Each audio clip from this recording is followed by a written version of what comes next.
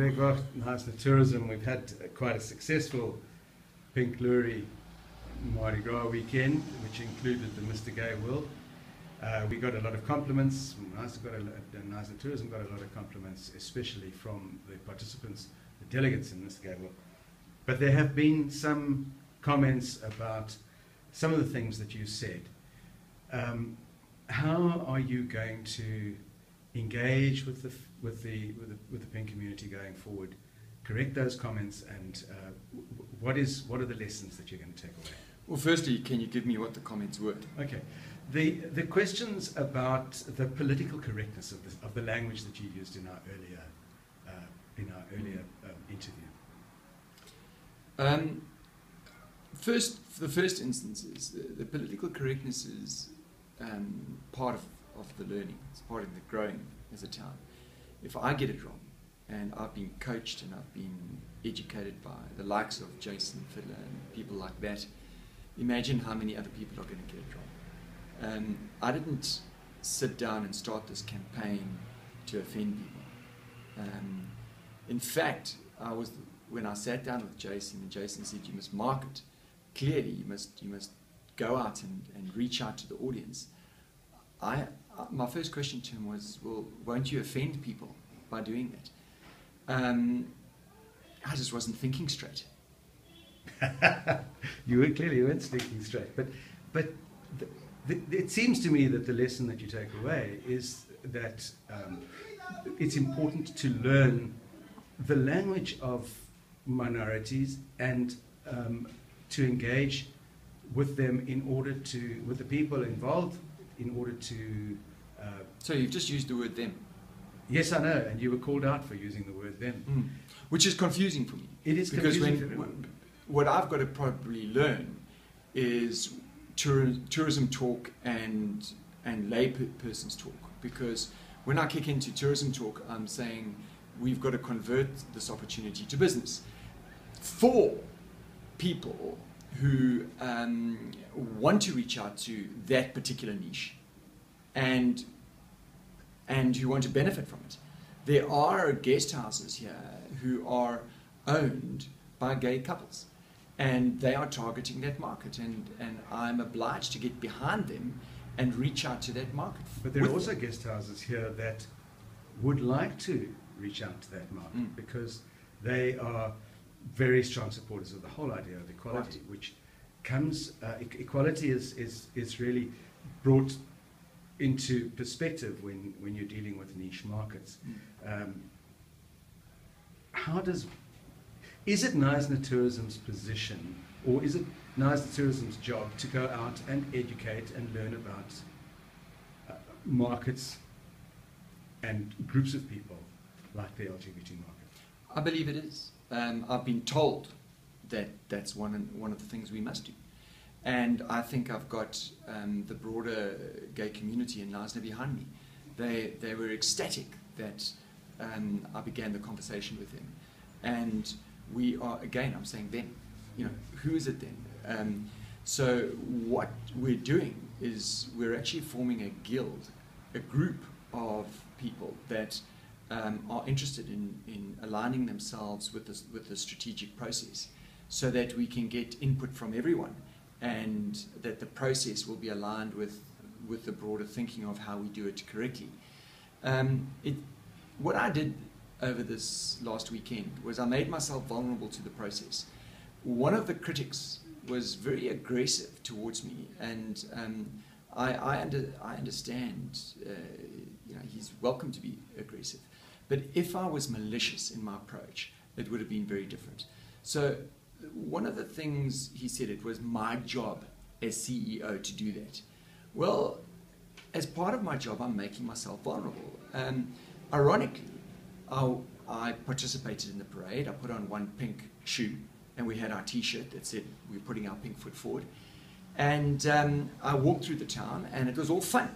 And then I was called from home to say, please bring this and this and this from Woolworths. And I walked into Woolworths with my pink shoe and my T-shirt, and it was a different ballgame.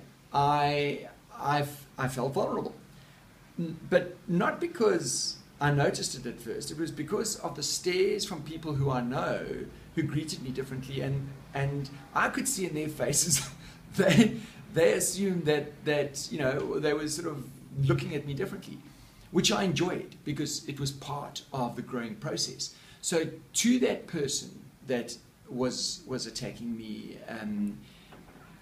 here's back at you. I made myself vulnerable. I'm not going to react to those comments. I'm going to continue learning.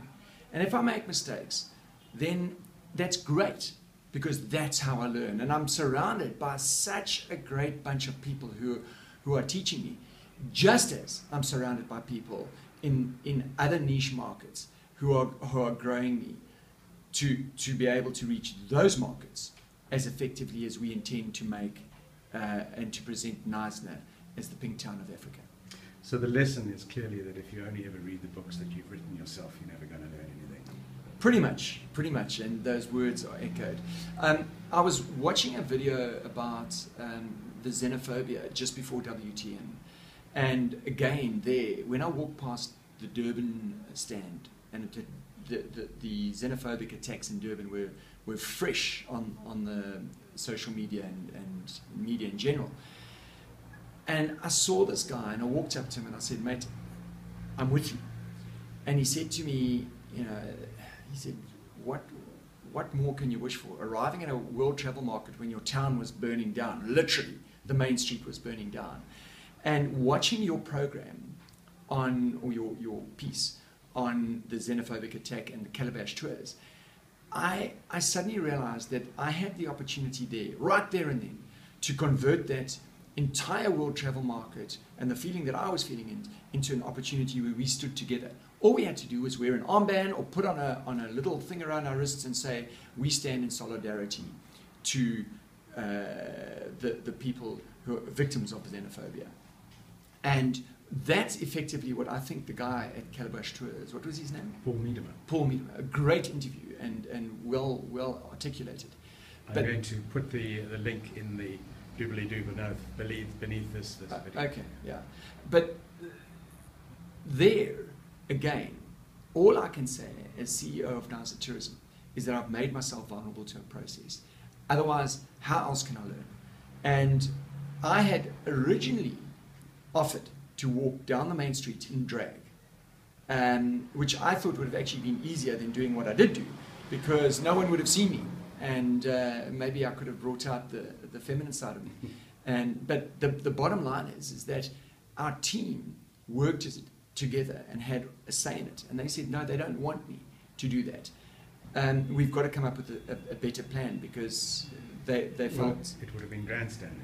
Well, that was one of the comments that came out. Yeah. They never felt it was grandstanding. They felt that there might have been a backlash. There was a whole lot of other associations that they felt. And we kept on asking our questions. How do we make a difference? How do we do something that is meaningful? And I believe that the campaign was the outcome of a 6-month journey. It wasn't just something that we thought up 1 week before.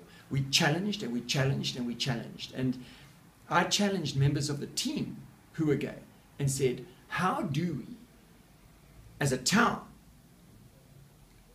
talk to an audience that is niche, a minority audience that is referred to as the pink market, whose spend is referred to as the pink dollar? How do we reach out to that audience? It's important to know that answer, because you made the point the other day that I can be as rude as I like about my sister, but don't you dare. And it's the same thing. It's important that we learn how to talk to the people that are not in our tribes, because the value of having all the different tribes together, whether they are cultural tribes or sexual orientation tribes or whatever kind of tribes, the value of having us all together in the same place is that we build a stronger nation, which was the point that Mr. Gay Zambia made, that what Knysna and Knysna Municipality and Knysna Tourism did by accepting and not accepting, that's not the right word, here we go, but by welcoming so personally the people from the Mr. Gay will, that was nation building, because it was united, bringing but people together. There you used a word, accepting. Yeah. Okay. And that one word, you use one word that you're not even conscious of, and it triggers something. Now, my final comment is this, that when you're making yourself vulnerable to a process, and I didn't do that because I had to as CEO. I did that because I wanted to. I did that because I wanted to subject myself to a process and learn. That is me. And I'll probably make more mistakes.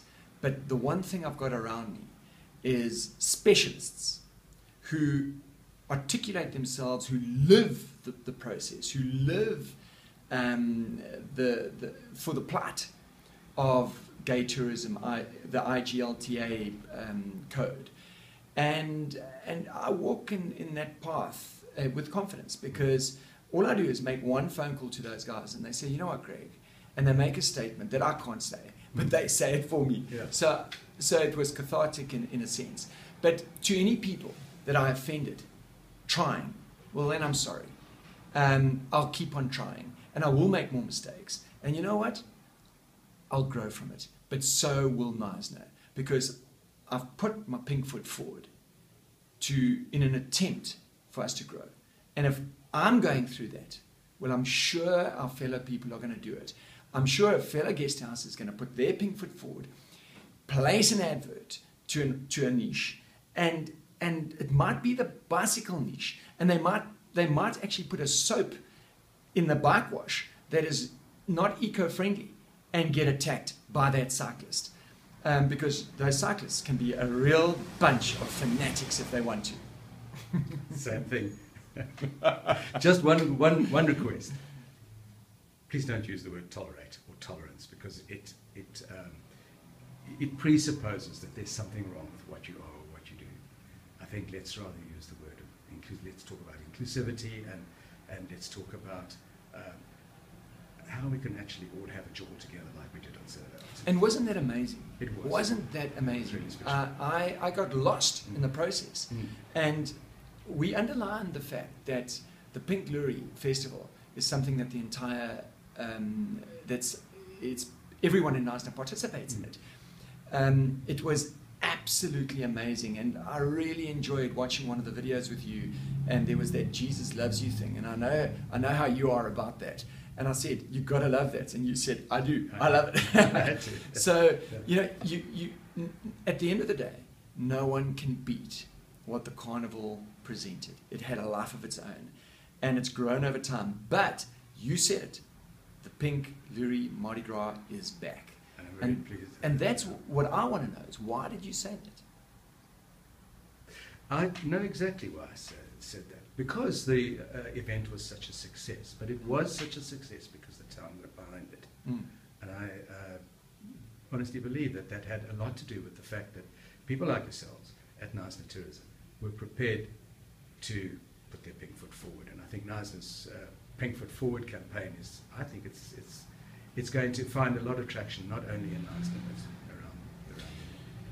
I find, again, I said it twice now, it's in conclusion to this conversation, one thing that this event did, it's enabled me to use, and it's got nothing to do with the niche market we're talking about, it's got everything to do with other markets, to teach the municipality, Knysna Tourism, and the town how to work together in achieving certain objectives. The lessons came flying through every window, and I'm still trying to work it out, but I think ultimately the event has been good for Knysna in more ways than just the LGBTI rights. It's been good for us in so many other ways. We are already overcoming little challenges in other areas where the event, in terms of integrated management and coordinated efforts, etc., have shown us the way. So, you know, we must celebrate the success in more ways than just for LGBTI rights. Thank you very much for the event. And learn from our mistakes, which is, I think, the most important thing. Yeah. Greg Vogt, thank you very much. Thank you very much, Martin.